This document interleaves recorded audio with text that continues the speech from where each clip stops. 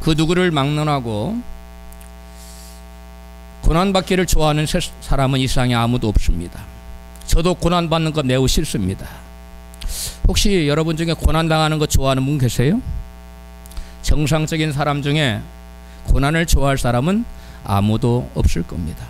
그런데 우리 인간이 고난과 고통이 없이는 육체를 보존할 수도 없고 또 존재할 수 없도록 지어진 존재라는 사실을 알아야 됩니다. 고통을 모른다면 뜨거운 불 속에 들어갈 수도 나오지 않을 것입니다. 또 차가운 얼음 속에서도 한사코 앉아 있다가 그만 목숨을 잃고 말게 될 것입니다. 여러분, 우리는 고난과 고통을 싫어하지만 고통이 없다면 생명을 여러분 유지할 수 없게 된다는 것입니다.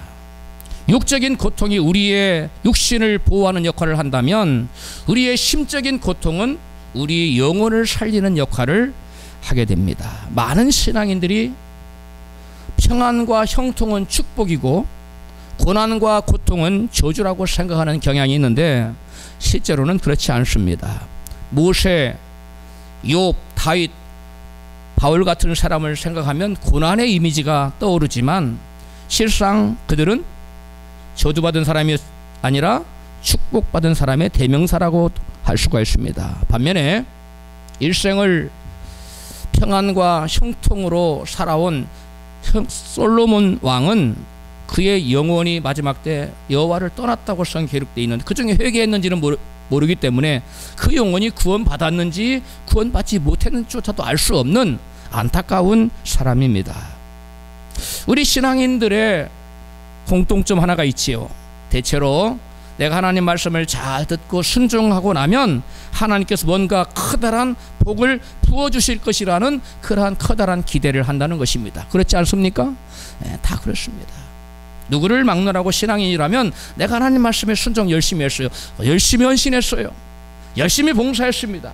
그러면 하나님이 놀라운 복을 주실 거야 라는 여러분 말은 안 하지만 그런 기대가 가슴에 마음에 가득 차는 것입니다. 오늘 본문에 보면 예수님을 아주 밀착하여 따라다녔던 예수님의 제자들조차도 우리와 전혀 다르지 않았다는 것을 볼 수가 있습니다. 본문 15절부터 보면은 예수님의 말씀을 들으려고 사람들이 빈들에 몰려들었는데 인산인해를 이루었어요.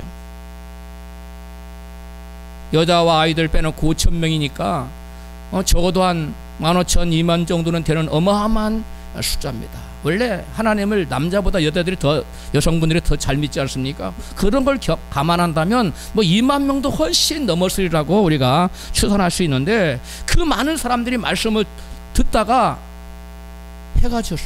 니웃니웃하고 저녁이 됐는데 다 배가 고플 거 아니에요? 그러니까 제자들이 예수님께 주여 저 무리들을 저 마을로 보내서 뭔가를 좀 사 먹게 하소서. 블랙타임을 좀 달라고 그랬어요. 저녁 먹게. 그러니까 예수님이 말씀했습니다. 그럴 것 없다. 너희들이 저들에게 먹을 것을 주어라. 주님, 우리가 가진 것은 고작 보리떡 5개 하고 보리는 안 나왔어요. 떡 5개 하고 물고기 2마리밖에 없는데 이 많은 무리들을 어떻게 먹일 수가 있단 말입니까? 이렇게 반문했습니다. 그러자 예수님이 너희가 가지고 있는 그 떡 2개와 떡 5개인가요? 5개, 그 다음에 물고기 2마리 4개로 가져와라. 예수님이 그것을 가지고 하나님 앞에 축사하시고 간절히 감사 기도를 드린 다음에 그것을 제자들에게 주면서 이것을 가지고 나눠주어라. 제자들이 받아서 막 나눠줬어요. 이만큼 가지고 와서 또 다 놔주고 보면 또 물고기가 또 있고 또 떡이 계속 나눠줬는데 수만 명을 다 여러분 그 많은 사람을 제자들이 떡과 물고기를 나눠 얼마나 힘들었겠어요. 그런데 여러분 힘든 것도 모르고 기쁘고 신나는 마음으로 즐거운 마음으로 나눠주고 또 나눠주었습니다. 여러분 이러한 여러분 상황을 보고서 그 예수님의 놀라운 기적을 체험한 제자들이 그 마음이 어떻겠어요? 흥분되고 기쁨으로 충만하고 야 내가 그동안 제자 주님 따라다니기를 너무나 잘했구나. 이렇게 여러분 느끼고 이제 우리 일생은 앞으로 전도가 유망하고 앞길이 환하구나 그런 마음의 기대와 벅찬 감동으로 넘쳐났을 것입니다. 그 다음에 여러분 그러한 놀라운 전혀 듣도 보도 못한 여러분 보리떡 5개와 물고기 2마리로 5,000명을 먹이는 그런 놀라운 기적을 체험하고 제자들은 이런 확신을 갖게 되었습니다. 저분은 성경에 약속된 인류를 구원하실 하나님의 아들 메시아구나. 그러한 확신을 가지게 되었습니다. 그 누구도 제자들 가운데 그러한 예수님의 하나님 되심, 예수님께서 주님 되심을 의심한 사람은 아무도 없었습니다. 행복한 꿈을 꾸면서 저들은 마음으로 대접했습니다. 이제 주님이 우리에게 무엇을 시키든 우리는 순종하기만 하면 우리가 상상치도 못하는 놀라운 기적이 일어난다고 그들은 마음에 확신이 생겼습니다. 무슨 일을 시키든 이제는 절대적으로 그리고 무조건 뭐하기로? 순종하기로 마음의 결단들을 했습니다. 이런 생각에 다른 생각을 품은 제자들은 아무도 없었습니다. 바로 그러한 행복한 다짐을 하는 제자들에게 예수님께서는 다급하게 제자들을 재촉하여 하며 이같이 말씀하셨습니다. 본문 마태복음 14장 22절입니다. 예수께서 즉시 제자들을 재촉하사 자기가 무리를 보내는 동안에 배를 타고 앞서 건너편으로 가게 하시고 아멘. 말씀에 순종하기만 하면 놀라운 기적이 일어난다는 확신을 가진 제자들에게 주님은 이렇게 재촉했어요. 얘들아, 내가 이 무리들을 다 보내는 동안에 너희들은 빨리 배를 타고 어서 배를 타고 가서 저 바다 건너편으로 건너가거라. 이렇게 주님께서 제자들을 뭐 했다고요? 재촉했어요. 네? 예수님이 강하게 재촉은 빨리 가거라 하고 배를 타고 건너가도록 재촉하셨어요. 그래서 제자들은 주님의 이러한 말씀에 순종하여 배를 타고 바다 건너편으로 갔습니다. 가고 있는 동안에 여러분 예기치 못한 생각지도 못한 커다란 풍랑을 만나게 되었습니다. 제자들이 대충 몇 시쯤 배를 타고 가기 시작했을까요? 저녁을 먹고서도 또 주님께서 설교 말씀을 했다고 치면 한 9시나 10시 늦으면 11시나 12시쯤 배를 타고 출발했을 것입니다.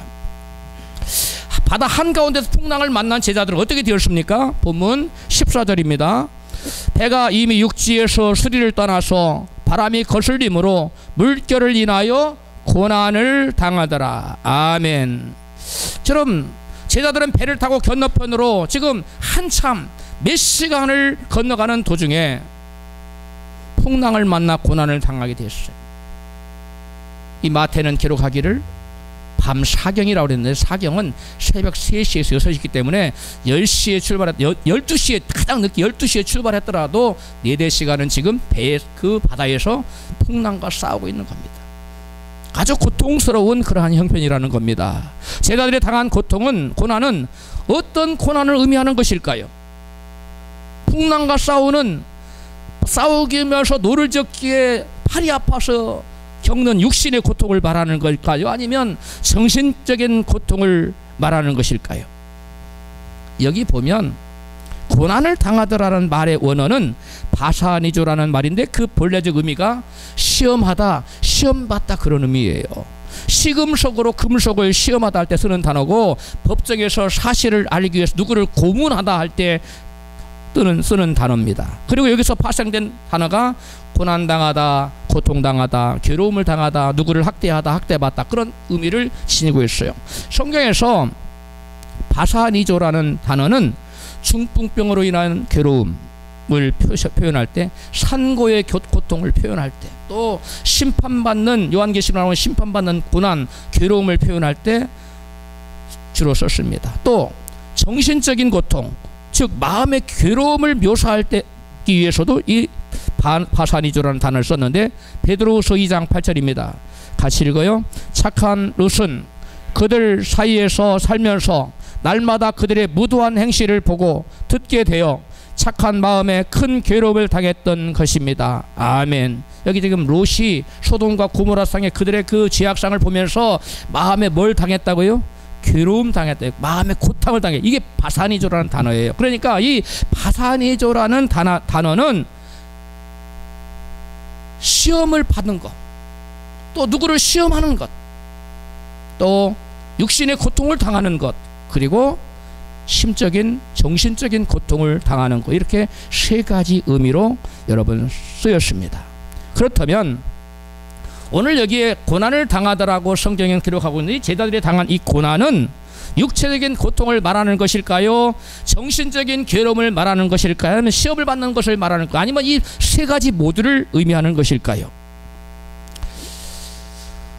대답이 전혀 나오지 않네요. 제자들은 바람을 거슬려 노를 힘써서였기 때문에 평상시보다 더 오랜 시간 바다에 머물러 있어야 됐고 힘썼기 때문에 육신적인 고통을 의미할 수도 있습니다.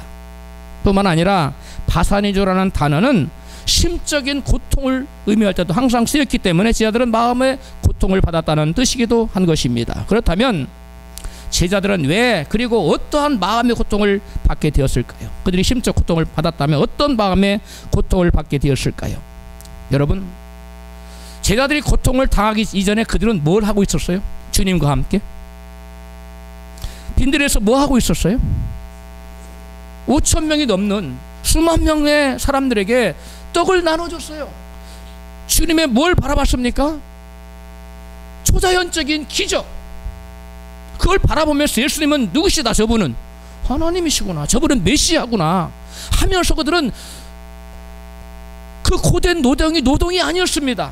수만 명을 제자 몇 명이서 그 음식을 나눠주고 쉬운 일이 아닙니다. 불구하고 그들은 지칠 줄 몰랐어요. 왜 그랬습니까? 확신이 있었기 때문에 그렇습니다. 내가 지금 하나님과 함께 계시다, 메시아와 함께 있다, 우리는 지금 하나님의 대리자다, 우리는 하나님 일을 하고 있는 자야. 그런 소망 가운데, 기쁨 가운데 여러분 육체적인 그러한 힘듦이 아니었어요. 기쁨 그 자체였어요. 소망이 넘쳐났습니다. 그런데 지금 예수님의 말씀에 순종하여 다른 때 같았으면 밤 12시쯤에 한 11시 10시쯤에 배 타고 있는 거라, 주님 지금 밤이 너무 늦었는데요, 이렇게 대꾸할 수도 있을 텐데 주님은 워낙 강력한 기적을 체험한 지는 한마디 못하고 말씀에 순종하면 놀라운 기적이 일어날 것을 믿고 지금 배를 타고 갔는데 의외로 예기치 못하게 뭐가 닥쳐왔어요? 풍랑이 닥쳐왔어요. 그때 제자들은 처음에는 아무 생각 없이 뭐 풍랑은 항상 걷는 거야 그러면 하면 풍랑이 너무 센 거예요. 그들이 감당할 수 없는 풍랑인 거예요. 근데 그 풍랑이 멈출지를 몰라요. 너무 힘드는 거예요. 제자들은 그때 마귀가 찾아왔습니다. 얘들아, 너희들 아까 그 기적 보고 저분이 하나님이라고 생각했지, 하나님의 아들이라고 생각했지, 메시아라고 생각했지. 아니야. 그분이 메시아라면, 하나님의 아들이라면 이 풍랑 일어날 걸 몰랐겠니? 제자들 가만히 생각, 그래 그 말이 맞아. 그분이 전능하신 하나님의 아들이라면 이걸 몰랐어? 그 말이 안 되지. 만약에 알았다면, 예수님은 늘상 우리에게 사랑을 말씀하셨는데 사랑의 하나님이 이 죽을 자리에 풍랑이 있는 자리를 몰아넣었단 말이야. 그건 또 더욱더 이해할 수 없는 상황입니다. 제자들은 이렇게 생각해도 마음의 고통이 찾아오고 저렇게 생각해도 마음의 고통이 찾아왔던 것입니다. 여러분, 그들이 전혀 예기치 못했던 여러분 환난을 당하자, 풍파를 맞자, 그 환난 가운데 저들은 주님을 바라보지 못하고 풍랑을 바라보고 환난을 바라보고 믿음을 놓쳐버리고 마귀가 주는 시험에 빠져들기 시작했습니다.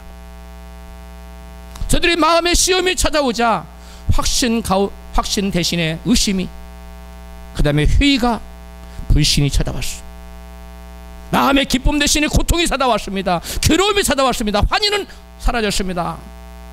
자기 자신을 향한 미래가 환하게 비쳤으니 자기 자신의 미래가 암담했습니다. 이렇게 생각해도 저렇게 생각해도 저들은 마음은 어느새 빈들에서의 기쁘고 감사하고 충만함은 사라져버리고 마음속의 염려와 근심과 걱정, 불안, 초조, 두려움, 우리가 이 가운데서, 이 바다 가운데 한가운데서 죽고 마는 것은 아닌가, 이런 두려움이 저들 심령에 몰려왔던 것입니다. 여러분, 주님에 대한 확신을 놓쳐버리고 주님을 향한 시선이, 환난을 향하여 시선이 바뀌자 그들 마음은 천국에서 지옥으로 바뀐 것입니다. 이것을 성경은 뭐라고 얘기했느냐? 저들에게 고난이 찾아왔다고 본문은 이러한 복잡한 제자들의 상황과 마음을 이렇게 표현하고 있어요. 본문 마태복음 14장 24절입니다. 배가 이미 육지에서 수리를 떠나서 바람이 거슬림으로 물결을 인하여 고난을 당하더라. 고난을 당하더라. 환난을 당하더라. 시험을 당하더라. 원어적으로는 시험을 당하더라고 여러분 번역을 하는 것이 더 옳습니다. 그런데 독자들이 성경을 읽다가 아니 갑자기 왜 시험이 나오지? 라고 오해할 것 같으니까 성경을 번역하는 학자들이 이것을 시험을 당하더라 대신에 뭘로 번역했어요? 고난을 당하더라고 단순하게 번역한 겁니다. 원래적인 의미는 제자들이 시험을 당했다는 것입니다. 환난을 당하여. 여러분 그러면 왜 이처럼 제자들은 환난의 바람이 불어오자 시험을 당하고 시험에 빠져서 영육간에 괴로움을 당하게 되었을까요? 아까 빈들에서는 육체의 고단함이 있었지만 여러분 괴로워하지 않았어요. 기뻤어요. 마음에 충만함이 있었어요. 감사가 있었어요. 감격이 있었습니다. 은혜가 넘쳐났습니다. 확신이 있었습니다. 그런데 이제 바다 한가운데서는 똑같은 고난이 왔는데 시험에 빠져버리니까 주님을 향한 그 눈이 환난을 향하자 그들은 마음의 시험에 들어서 마음의 괴로움이 찾아왔다는 거예요. 그러면 왜 저들에게 이러한 여러분 시험에 받아서 괴로움이 빠지게 되었는가 하는 것입니다. 그것은 제자들은 하나님의 나라가 자기들에게 어떻게 임하는지를 그 과정을 몰랐기 때문에 그래요. 이 중요한 얘기인데요. 제자들이 왜 시험에 빠졌다고요? 하나님의 나라가 자기들이 어떻게 임하는 것을 알았다 몰랐다? 몰랐기 때문에 그랬어요.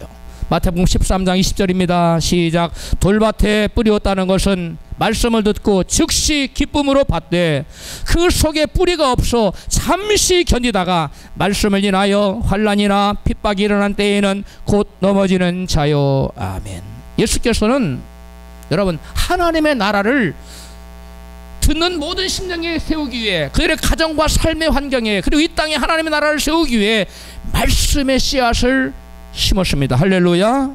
하나님의 나라는 무엇을 통해서 이루어지는 것입니까? 하나님의 말씀을 통해서 이루어지는 것이고 하나님의 말씀의 기초 위에 하나님의 나라는 세워지는 것입니다. 할렐루야. 예수님은 하나님의 나라를 세우기 위해 말씀의 씨앗을 뿌리지만 마귀는 그 말씀을 빼앗아가서 말씀을 듣는 심령과 이 땅에 하나님의 나라가 세워지지 못하도록 하기 위하여 환난을, 핍박을 그리고 고난을 던져줍니다. 성도 하나님 말씀을 듣고 은혜를 받으면 마귀는 그 말씀을 어떻게 해서든지 도둑질해 가서 하나님 나라가 그들에게 임하지 못하도록 하기 위하여 환난과 핍박을 가져다 준다는 것입니다. 말씀을 듣고 순종하면 하나님의 나라가 임하고 축복이 임하게 되기 때문에 마귀는 환난을 가져다 주고 여러분 시험을 가져다 주는 것입니다. 제자들에게도 예의일 수는 없었습니다. 오병이어의 기적을 체험하고 믿음을 갖고 말씀에 순종해서 배를 타고 가고 있었습니다. 오병이어의 기적을 체험하자 그들이 얼마나 큰 은혜를 받았습니까? 그러나 마귀는 제자들의 그 은혜를 갖고 말씀에 절대적으로 순종해야 돼, 우리는 그것만 믿고 살면 돼 하는 그러한 믿음을 빼앗아가기 위해서, 주님을 향한 확신을 빼앗아가기 위해서 마귀는 여러분 가만히 있지 않았습니다. 제자들이 축복받는 꼴을 마귀는 결코 볼 수 없는 존재예요.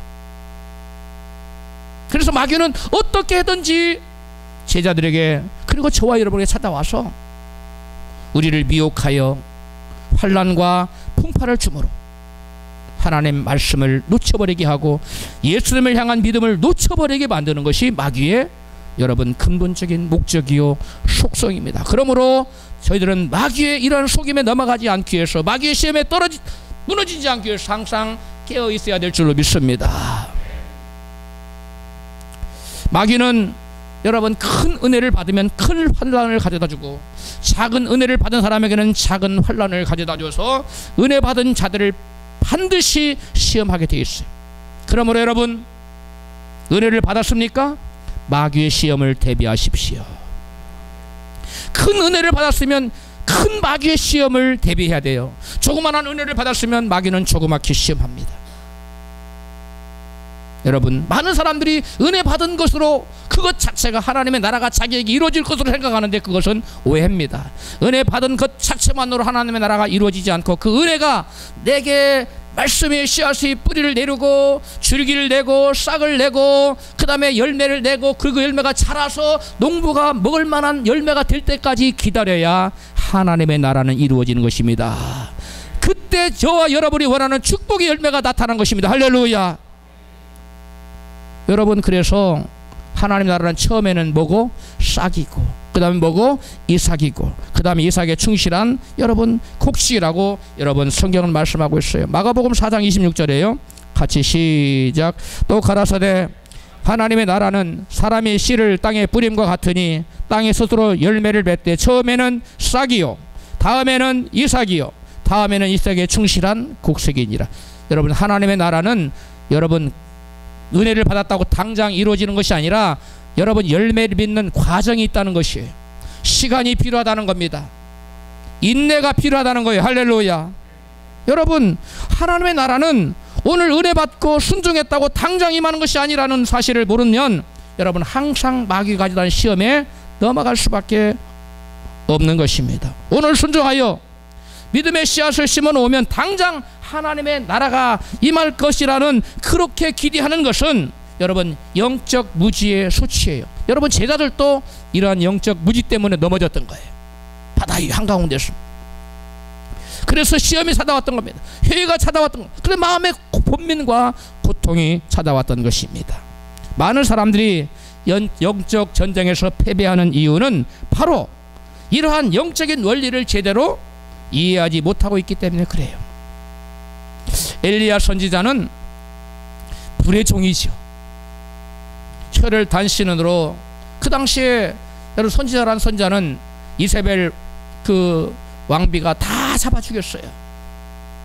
그래 엘리야 선지자가 여러분 남았는데 그 혈혈 단신으로 갈멜산에 바알 선지자를 450명을 초청해서 그 바알 선지자 450명과 목숨을 건 영적인 전쟁을 치릅니다. 그때 여러분 이 엘리야가 하나님께 기도하여 불을 내려서 재물을 태움으로 불을 내리는 신 그가 누구다?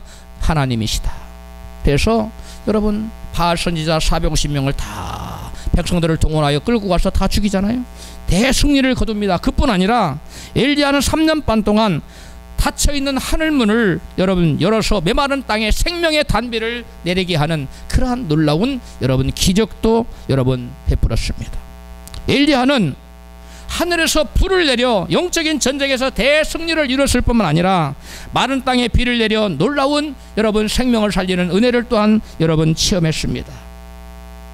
엘리야가 내가 땅의 지면에 비를 내리리라는 말씀을 듣고 그 말씀을 믿고 그 말씀에 순종하여 여러분 놀라운 은혜를 체험했던 것입니다. 이제 엘리야는 하나님의 놀라운 은혜를 체험하고 그 다음에 승리를 체험하자 이스라엘의 하나님의 나라가 이제는 당장에 임할 것으로 생각을 했습니다.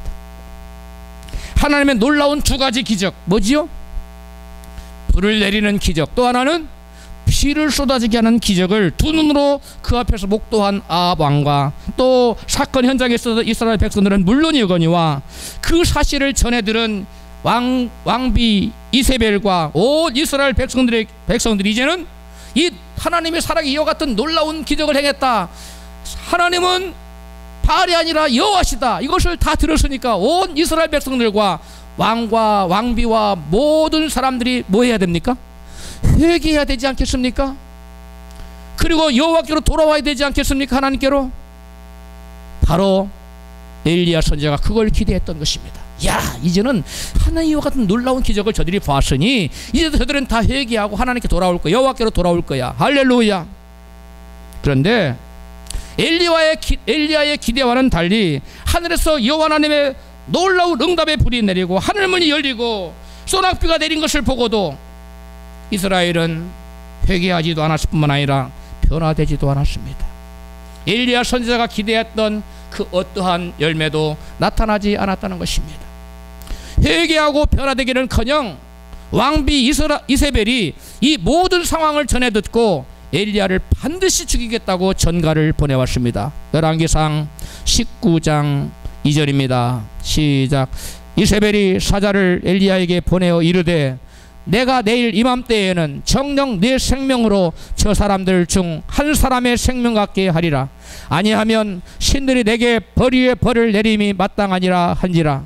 3절 자가 이 형편을 보고 일어나 그 생명을 위하여 도망하여 유다에 속한 브엘세바에 이르러 한 로뎀나무 아래 앉아서 죽기를 구하여 가로되 여호와여 넉넉하오니 지금 내 생명을 취하옵소서. 아멘.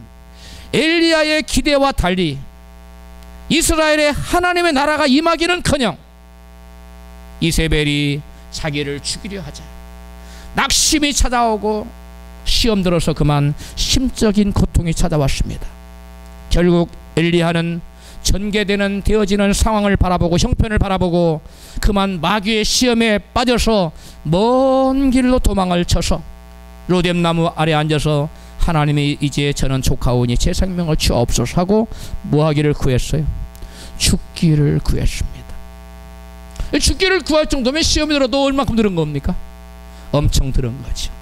왜 그래요? 엘리야의 기대가 그만큼 컸다는 겁니다. 놀라운 기적을 체험하고 온 이스라엘이 인정할 수밖에 없는, 왜? 수많은 이스라엘 백성들이 와서 들어보았거든요. 그리고 바알 선지자 450명을 이스라엘 백성들이 다 쳐 죽였거든요. 이 왕도 받고 이런 놀라운 불을 내리고 소낙비를 내리는 기적을 온 이스라엘이 보고 전해 들었으니 이제는 그들이 회개하고 돌이켜서 여호와께 돌아와서 회개하고 열매를 맺고 이스라엘이 이제는 하나님 다스리는 하나님의 나라가 임할 것이라고 엘리야 선지자는 기대했던 것입니다. 그런데 엘리야 선지자의 기대와는 다르게 이스라엘은 꿈쩍하지 않았습니다. 그 어떤 회개에도 나타나지 않았습니다. 이스라엘의 하나님의 나라는 임하지 않았습니다. 엘리야는 자기의 기대대로 되어지지 않자 그만 절망에 빠져버렸던 것입니다. 깊은 시험에 빠져들었던 것입니다. 여러분, 엘리야 같은 대선지자도 여러분 자기의 기대대로 되어지지 않자 시험 들었습니다. 하물며 저와 여러분 같은 사람이랴. 우리가 기대했던 대로 되어지지 않을 때 우리는 속수무책으로 시험에 빠져들기 십상입니다. 그러므로 우리는 영적인 여러분 원리를 깨달읍시다. 우리가 영적인 대성을 거뒀고 하나님의 뜻을 이루었을지라도 내 뜻대로 전개되는 것이 아니라 하나님의 때를 따라 이루어진다는 사실을 믿으시기를 바랍니다. 우리는 다 내 뜻대로 되었으면 좋겠죠. 그렇죠. 당장 열매가 맺고 막 금방 막 열매가 주렁주렁 맺어가지고 자기도 보고 이 사람도 갖다 따다주고 막 하나님이 살아계신다고 하고 얼마나 좋겠어요. 그런데 하나님의 영적인 원리는 그게 아니라는 거예요. 여러분, 하나님 뜻을 순종하여 열심히 헌신했는데 자기의 기대대로 되지 않을 때, 기대가 무너질 때 대부분의 사람들은 시험에 빠져서 낙심, 절망과 같은 괴로움에 여러분 묻혀버리게 되는 것입니다. 열심히 어떤 무지를 놓고 뭐 40일 금식도 하고 40일 철야도 하고 작정기도를 여러 번 거듭했는데도 어떤 그것이 이루어질 조짐이 보이지 않을 때, 열심으로 만나는 모든 사람에게 전도를 했는데 그 사람들이 주님께 돌아올 기미가 보이지 않을 때, 열심으로 물신양몽으로 주님께 헌신하고 봉사했는데 어떠한 축복도 나타나지 않을 때 사람들은 실망하고 넘어집니다. 시험에 듭니다. 내가 최소한 이렇게 했으면 하나님 이 정도는 해줘야 되지 않습니까? 하는 나름대로의 자기의 기대대로 되지 않을 때 우리는 시험 드는 것입니다. 우리는 엘리야 같은 위대한 선지자도 넘어졌다는 사실을 잊으면 안 됩니다. 엘리야 같은 선지자도 무너졌다면, 우리도 방심하고 있고 깨어있지 않다면 그러한 상황이 전개될 때 넘어질 수 있다는 것입니다. 할렐루야. 여러분, 고구마 줄기를 심어 놓으면, 여러분 오늘 심어 놨으면 내일 가면 열매 맺지요? 그렇습니까? 아니면 한 일주일쯤 가면 막 고구마가 주렁주렁 널려 있지요? 그렇지 않습니다. 고구마 줄기를 심어놓고 비가 와야 됩니다. 햇빛이 쬐야 됩니다. 또 풀이 나면 풀도 김도 매줘야 돼요. 또 물이 안 오면, 비가 안 내리면 물도 갖다 줘야 됩니다. 이런 고구마가 자랄 수 있는 환경과 여건과 시간과 햇빛과 공기와 사람의 수고가 다 거기에 점철되고 모아질 때, 때가 되면 추석이 지나고, 또 조그마한 고구마는 추석 전에도 달려요. 한 적어도 3, 4개월의 시간이 지난 다음에 고구마는, 크고 작은 고구마는 열리는 줄로 믿습니다. 여러분, 마찬가지로 우리가 은혜 받고 믿음으로 순종하여 믿음의 씨앗을 심어 놓으면 열매를 맺기까지 믿음을 지키고 기다려야 될 줄로 믿습니다. 이게 중요한 거예요. 은혜 받고 내가 순종했다고 당장 뭐가 되어지는 것이 아니라 시간이 필요해요. 태양빛이 비춰줘야 되고, 물도 주어져야 되고요, 방해 세력인 김도 메어줘야 되는 여러 가지가 복합적으로 모여져서, 때가 되면 아무리 그걸 열심히 했는데 때가 안 되면 안 돼요. 내가 물을 하루에 10번 주고 김을 막 하루에 수십 번씩 매주고 해도 여러분 3개월이나 4개월은 시간이 지나야 열매를 맺는 것이지, 김 열심히 맺다고 물 많이 줬다고 한 달 만에 고구마가 주렁주렁 맺히는 법은 없습니다. 열매를 맺기까지에는 뭐가 필요하다고요? 시간과 인내가 필요하다는 것입니다. 깨달아졌으면 크게 아멘 하십시다.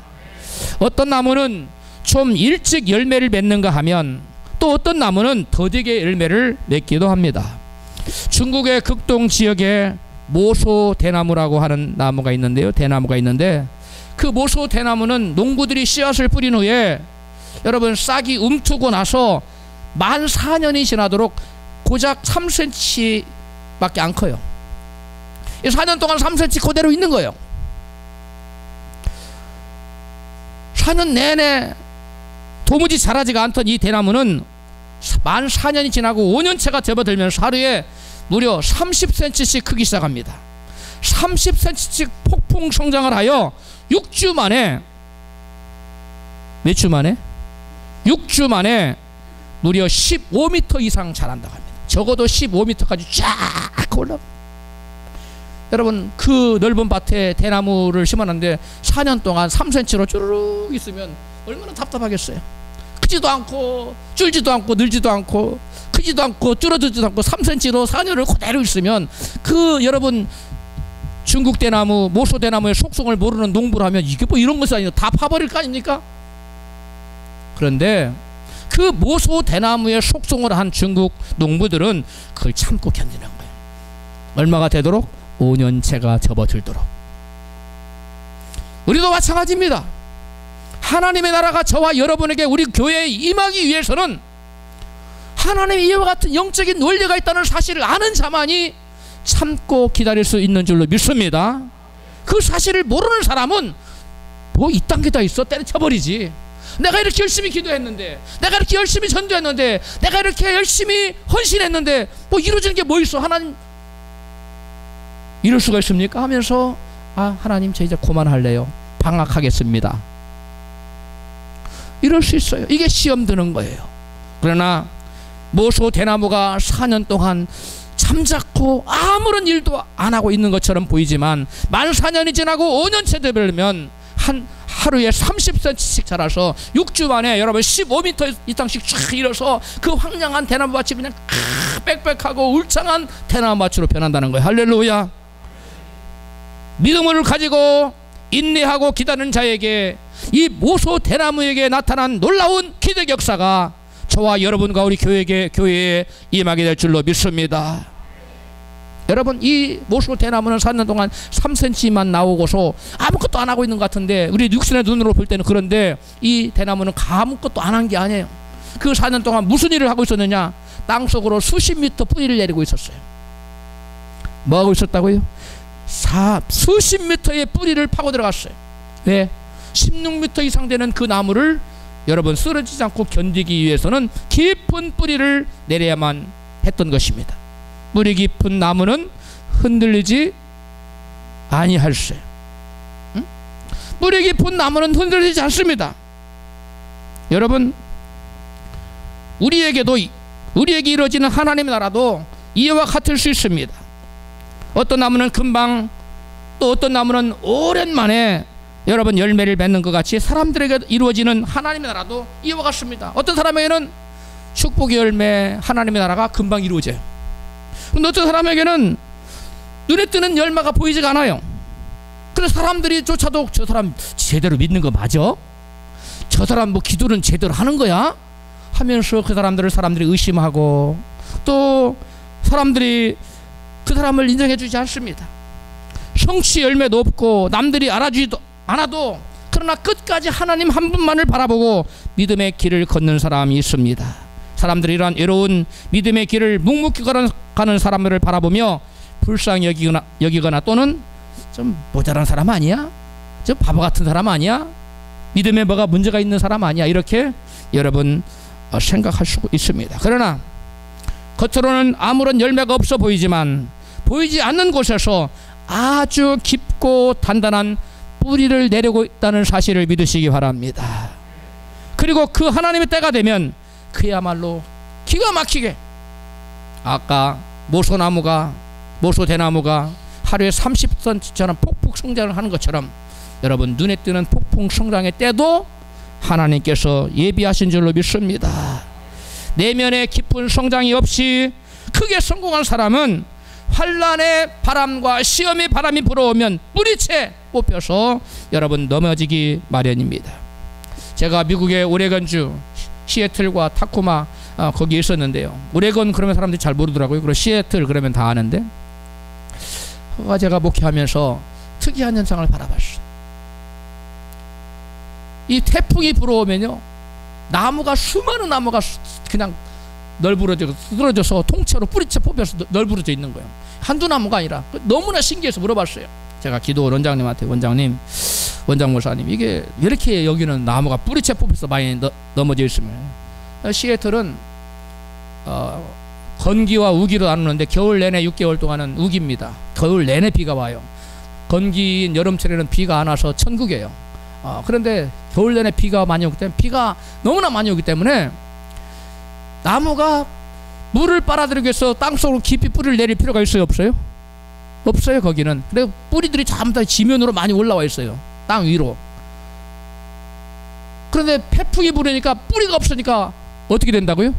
뿌리채 뽑혀서 다 넘어져 버립니다. 우리 인생도 마찬가지입니다. 우리 인생도 고난이 없으면 쉽게 물을 구할 수 있는데 뭐 그렇게 힘들고 고통스러울 게 뭐 있어요? 애쓸 거 없는 거예요. 고난이 없으면 여러분 인생의 내면에 깊은 여러분 뿌리를 내리지 못합니다. 인생의 내면에 깊은 뿌리를 내리지 못한 사람은 인격 함양이나 신앙의 함양이 이루어질 수가 없어요. 여러분, 고난을 한사코 뿌리치지만 마시기 바랍니다.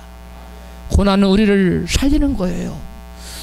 고난은 우리를 기름지게 하고, 고난은 우리로 하여금 풍성한 열매를 맺도록 우리 내면에 깊고 단단한 뿌리를 내리게 한다는 사실을 믿으시고, 고난이 올 때 원망하고 불평하지 말고 감사하는 여러분 되시기를 주의 이름으로 축복합니다. 제가 여기 지금 눈에 띄는 몇 분들 고난 때문에 참 많이 발전했어요. 근데 고난이 없었다면 여전히 자고하고 머리를 쳐들고 나보다 높은 사람이 있으면 나보라고 그러고 나보다 잘난 사람이 있으면 나보라고 하고 다닐 거예요. 자기가 최고일 거예요. 그런데 고난은 그 사람을 겸비하게 만들고 거칠지 않고 온유한 사람으로 만들고, 남을 이해하는 사람으로, 그 다음에 남을 용납할 만한 온유한 사람으로 그 사람의 인격과 신앙을 여러분 다듬어 주는 것입니다. 할렐루야. 그러므로 고난이 올 때 낙심하지 마십시오. 그 마귀가 속삭이는 그 속삭임에 여러분 귀를 내어주지 마세요. 또한 마음을 열어놓지 마세요. 단호하게 물리치세요. 뭐라고? 사탄아 물러갈지어다. 누구 이름으로? 예수 이름으로. 할렐루야. 여러분, 그 폭풍을 만나, 풍랑을 만나 고난을 당하고 있는 제자들에게 밤 사경에 예수님이 무리를 걸어오고 계셨습니다. 밤을 유대인들은 4시간씩 3경으로 나눴어요. 로마인들은 밤을 3시간씩 4경으로 나눴어요. 근데 오늘 마태는 밤을 몇 경이라고, 지금 밤 몇 경에? 4경에. 그러면 유대 관례를 따른 거예요? 로마의 관례를 따른 거예요? 로마의 관례를 따른 거예요. 1경은 몇 시냐? 여러분 상식적으로 알아두세요. 밤 6시부터 9시가 1경이에요. 2경은 9시부터 12시. 3경은 여러분 12시부터 새벽 3시가 3경이에요. 4경은 새벽 3시부터 아침 6시까지가 여러분 4경입니다. 근데 밤 4경에 왔다고 그러니까 예수께서 지금 몇 시에서 몇 시 사이에 오신 거예요? 새벽 3시에서 6시 사이에 새벽 미명에 오신 겁니다. 아주 이른 새벽에 우리가 새벽 기도할 때쯤에 주님이 나타나신 거예요. 그러므로 새벽 기도 열심히 드리십시오. 주님은 언제 나타나신다고요? 고난 중에 있는 자들에게 새벽에 나타나셨어요. 예? 홍해도 새벽에 갈라졌어요. 할렐루야. 그리고 여리고도 새벽에 무너졌어요. 다 기적은 새벽에 일어났더라고요. 성경에 보니까. 다인지는 제가 모르겠어요. 근데 대부분 그랬어요. 제자들이 밤 12시에 출발해서도 적어도 지금 몇 시간을 지금 풍랑과 싸우고 있는 거예요. 밤 12시 출발해서 3시, 6시 사이에 온 거니까 몇 시에 지금 적어도 몇 시간? 길게는 6시간, 적어도 3시간. 근데 밤 12시는 아니겠죠. 밤 12시까지 예수님이 설교했겠어요? 하셨겠어요? 해서 막 10시까지나 했겠죠. 그럼 10시에서 출발했어도 예수님이 새벽 3시 와서 5시간, 늦으면 8시간을 제자들은 지금 바다 한가운데서 지금 씨름하고 있는 겁니다. 여러분, 우리 중에 그런 사람이 있을 수 있습니다.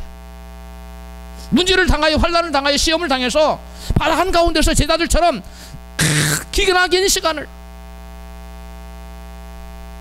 태풍과 풍랑을 만나서 그 거스리는 물결을 향해서 어떻게든 좀 버텨보려고 몸부림을 치는 사람이 우리 중에 있을 수 있어요. 낙심하지 마십시오. 주님이 오십니다. 그리고 그러한 자를 주님이 붙드십니다. 내니 두려워 말라. 할렐루야. 유령같이 보이는 한 사람이 무리를 걸어오자 제자들은 공포에 사로잡혔어요. 두려워서, 무서워서 소리를 질렀습니다. 본문 마태복음 14장 25절입니다. 밤 4경에 예수께서 바다 위로 걸어서 제자들에게 오시니 제자들이 그 바다 위로 걸어오심을 보고 놀라 유령이라 하며 무서워하여 소리지는 것을 예수께서 즉시 일러 가라사대 안심하라. 내니 두려워 말라. 무서워 소리지르는 제자들에게 주님께서 내니 두려워 말라고 말씀하셨는데요, 여기에 내니라는 말씀에 주목할 필요가 있습니다. 내니라는 원어를 제가 찾아보니까 에고 에임이라고 되어 있어요. 에고 에임이는 뭐냐면, 에고는 뭐냐, 이 두 단어인데요, 나는 그 말이에요. 에임이 나는 존재한다 그 말이에요. 이 두 단어를 합치면 무슨 말이에요? 나는 스스로 존재하는 자다 그런 말이에요. 영어로 보면 I am that I am. 모세가 여호와께 너가 가서 이스라엘 백성을 구원하라고 그러니까 모세가 여호와께 뭐라고 그랬어요? 여호와여, 주여, 내가 이스라엘 백성을 가서 너희 조상의 하나님이 나를 보내셨다 하면 그들이 너를 보낸 자가 누구냐고 물을 건데 제가 뭐라고 대답할까요? 이렇게 질문하니까 여호와 결말을 했어요. I am that I am. 나는 스스로 있는 자라고 말하거라. 나는 누가 창조한 자가 아니야. 시작도 없고 끝도 없는 스스로 존재하는 자란다. 이렇게 대답을 했는데 예수님이 그와 똑같은 대답을 하고 있어요. 에미, 에고 에이미. 나는 스스로 존재하는 자란다. 지금 제자들에게 이 말은 무슨 말씀일까요? 제자들이 지금 뭐하고 있었어요? 시험에 빠져 있었어요. 시험에 빠져서 육적인 고통, 정신적인 고통, 마음의 고통, 아무런 생각에 시험 빠져서 고통당하고 있는 자들에게 예수님께서 나타나셔서 내니 두려워 말라면서 에고 에이미, 나는 스스로 존재하는 자야. 나는 성경에 기록된 여호와 하나님이야. 나는 하나님의 아들이야. 나는 죄인들을 죄에서 구원할 약속된 메시아란다. 또 너희들은 어찌하여 나를 의심하고 나를 온전히 믿지 못하고 마음의 회의를 품고 나를 불신하고 두려워하며 염려하고 걱정하고 근심하고 있느냐? 너희를 어찌하여 내일 일을 염려하고 있느냐? 나를 믿지 못하는 너희들이여, 나를 믿으라. 아멘 하세요. 나를 믿지 못하고 있는 너희들이여, 회개하고 나를 믿으라. 할렐루야. 이건 제자들에게만 주시는 말씀이 아니라 오늘 저와 여러분, 주님을 향하여 의심하고 내일을 염려하고 근심한 우리들에게 우리 주님께서 친히 찾아오셔서 에고 에이미, 나는 스스로 있는 자란다. 나는 너희들의 인생의 생사화복을 주장하는 여호와 하나님이시란다. 나를 믿고 염려 근심은 다 붙들어 매거라. 염려 근심 다 붙들어 매십시오. 십자가 위에 다 던져 버리십시오. 주님이 우리와 함께 하십니다. 우리를 책임져 주십니다. 그렇다면 예수님께서는 왜 풍랑이 닥쳐오는 바다로 가라고 제자들을 재촉하셨을까요? 많은 사람들이 풍랑과 풍파를, 환란을 하나님이 주는 걸로 오해하고 있는데, 환란과 풍파는 하나님 주는 게 아니에요. 마귀가 줍니다. 마귀가 그럼 주는데 하나님 그걸 못 막을까요? 못 막아서 가만히 있는 것이 아니라 그것을 통해서 저와 여러분이 영적으로 신앙적으로 성장하도록 하기 위하여 우리를 훈련시키는 훈련의 도구로 사용하고 계시는 줄로 믿습니다. 그러므로 하나님은 막을 수 없어서 막는 것이 아니라 하나님을 사랑하는 자에게 모든 것이 합력하여 선을 이루기 때문에 하나님 그걸 가만두시는 거예요. 그런데 하나님께서는 각 사람에게 시험을 허락하시는데 따라합시다. 감당할 만큼의 시험만 허락하신다. 감당치 못할 시험은 안 주셔요. 믿음이 이만큼 크면 큰 시험을 허락하고, 믿음이 갓난아기의 믿음이면 조그만한 시험을 허락해. 여러분의 큰 시험이 왔어요? 아, 하나님 나를 제법 그런 믿음이 좀 있다고 여기시는가 보네. 이렇게 여러분 생각하시고 감사하십시오. 할렐루야. 여러분, 하나님께서 시험을 허락하신 이유와 목적이 베드로전서 4장 1절 이하에 자세히 나와 있습니다. 같이 읽습니다. 시작. 그리스도께서 이미 육체의 고난을 받으셨으니 너희도 같은 마음으로 갑옷을 삼으라. 즉 마음으로 굳게 준비하라, 그 말이에요. 이는 육체의 고난을 받은 자가 죄를 그쳤으니. 2절. 그 후로는 다시 사람의 정욕을 쫓지 않고 오직 하나님 뜻을 쫓아 육체의 남은 때를 설계하려 함이라. 3절. 너희가 음란과 정욕과 술 취함과 방탕과 연락과 우상 숭배를 하여 이방인의 뜻을 쫓아 행한 것이 지나간 때에 족하도다. 7절. 만물의 마지막이 가까웠으니 그러므로 너희는 정신을 차리고 근신하여 기도하라. 무엇보다도 열심으로 서로 사랑할지니 사랑은 허다한 죄를 덮느니라.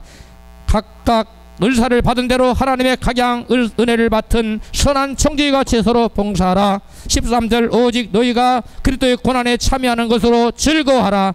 이는 그의 영광을 나타내실 때에 너희로 즐거워하고 기뻐하게 하려 함이라. 아멘.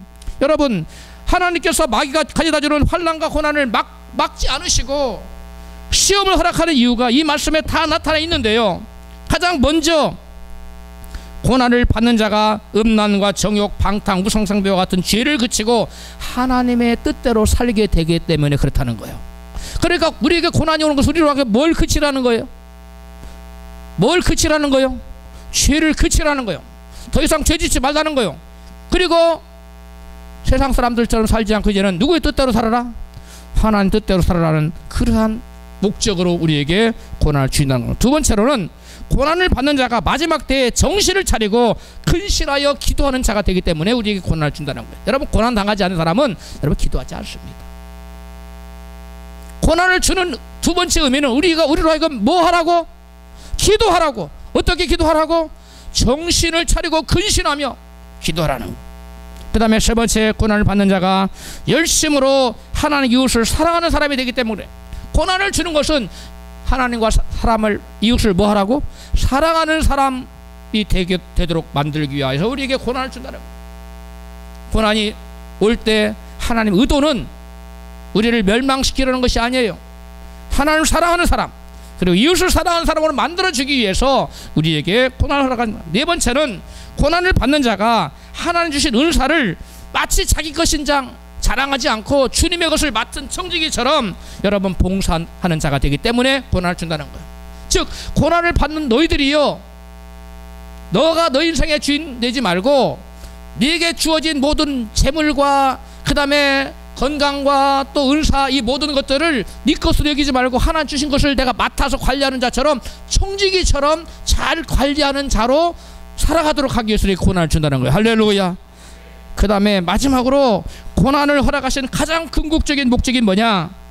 영광의 주님 재림의 때에 휴거에 동참하여 기뻐하게 하려는 그러한 의도가 있다는 것이에요. 여러분, 고난이 올 때 너 지금 신부 단장하거라, 그 다음에 기름 준비를 하거라, 신부의 아름다운 옷을 준비하거라, 그런 의도가 담겨 있다는 거예요. 고난이 올 때 이 고난은 우리를 신부로 단장시켜서 주님 오시는 영광의 그날에 나팔 불 때 나의 이름, 여러분의 이름이 불러지는, 그래서 그 즐거움에 참여하는 자로 삼아주기 위하여 우리에게 고난을 허락하신다는 거예요. 할렐루야. 내가 이렇게 헌신했는데, 이렇게 기도했는데, 이렇게 전도했는데 왜 안 하는 열매가 없습니까? 하고 원망하고 불평하기 전에 우리는 우리를 향한 고난을 주신 하나님 뜻을 발견하고 여러분 감사하고 기뻐하는 저와 여러분 되시기를 주의 이름으로 축원합니다. 여러분 아브라함, 요셉, 모세, 다윗, 엘리야, 예레미야, 다니엘 같은 위대한 신앙인들의 신앙의 거인들의 여러분 하나의 공통점이 있어요. 그게 뭐냐면 그 공통점은 이 신앙의 유인들은 하나님 말씀에 순종하다가 말할 수 없는 고난을 믿음으로 견뎌내는 사람들이라는 거예요. 이들은 다 하나님 말씀에 순종한 사람들이었어요. 근데 그 순종 끝에 그들에게 뭐가 다가왔다고요?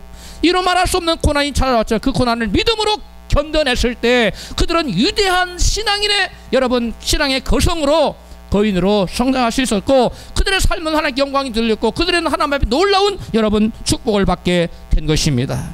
우리들도 모두 말씀을 순종하다가 그 어떤 고난이 와도 원망 불평하지 말고 감사하면서 인내하여 끝까지 믿음을 지키고 하나님께 영광 돌리는, 그리고 우리가 풍성한 열매가 결과적으로 맺혀지는 위대한 인생이 되기를 주의 이름으로 축원합니다.